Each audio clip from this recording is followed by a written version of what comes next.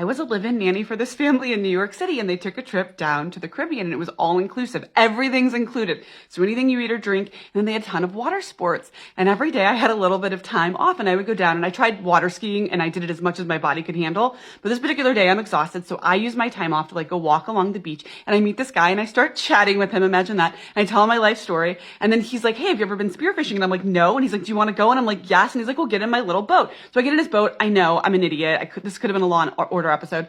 So I get in his boat, we go out to the ocean, and we go spearfishing, and I catch a fish, and then there's this little island with a grill, and we grill it, we eat it, we come back. He drops me off. It's a beautiful day, okay? A few days later, end of our trip, we're leaving. Now, I took care of twins, so my nanny mom's wearing one kid, I'm wearing one kid, they're babies. We're on the back of this golf cart that's going to take us to the airport. All of our stuff is loaded up. My nanny dad, who's a grumpus, goes to the front desk, and it's this open area. Like, it's all open. It's not like he's inside a building. He's just kind of like underneath the scaffold, whatever.